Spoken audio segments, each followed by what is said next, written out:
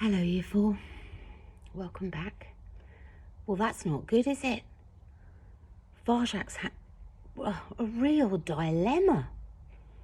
He's had to choose between his family or Holly, his best friend. And he's chosen his family. Have to see how that works out.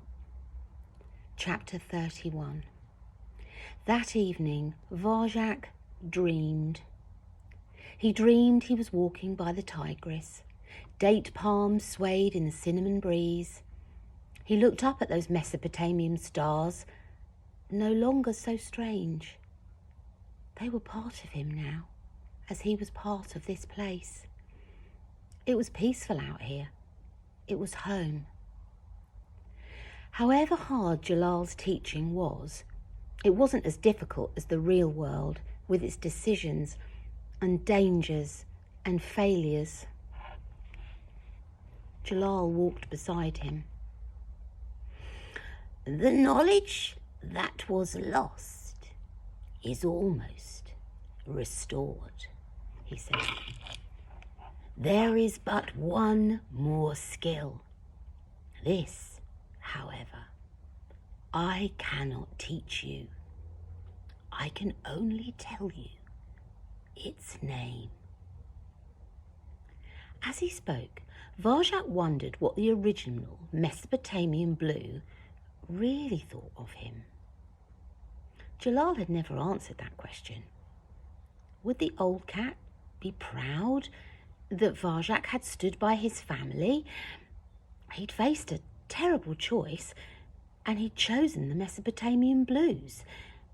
It hurt inside him when he thought of Holly, so he tried not to, and he looked at his silver blue ancestor instead. What is the seventh skill, Jalal? The seventh skill is to trust yourself. There, your training is now complete. Keep the way alive, Varjak Paw. Jalal glided down to the water's edge. Wait, called Varjak. I don't understand. Show me what it means. Trusting yourself is a skill, like open mind, said Jalal. But where the first skill looks outwards, the seventh looks inwards. This is the hardest skill of all. For someone who thinks he is not worthy even to be himself, it could be impossible. Varjak hung his head, tried to look away from Jalal's amber gaze, but there was no avoiding his ancestors' words. They seemed to reach right into his heart. What have I taught you, my son? A cat must be free, must be true, true to itself. When you said you were not worthy to be a Mesopotamian blue, I knew not whether to laugh or cry. You see, who you are and where you come from count for nothing with me. The only thing that counts is what you do. Varjak gasped at his ancestor. He couldn't believe what he was hearing. Aren't we the noblest of cats? He said. We are, whatever we choose to be, said Jalal. If being a blue means anything, it means following my way. Any cat who does that is one of mine. All you need to do is trust yourself.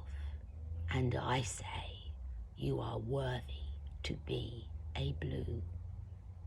He smiled. What say you now, Varjak Paw? But my eyes? What colour are your eyes? They're the wrong colour, the colour of danger. Which is? Varjak hesitated. I don't know, he admitted, because I've never seen them. Come and join me, my son. Varjak glided down to the water's edge. Look at me, said Jalal. Am I worthy to be a Mesopotamian blue? Of course you are. Now, look into the river, said Jalal. What do you see? There's them by the river, and Varjak looking into the river. Varjak peered at the still surface of the Tigris. He saw the stars shimmering deep inside. He saw the moon rising in the east, and saw 2 silver blue cats with amber eyes calmly looking back at him.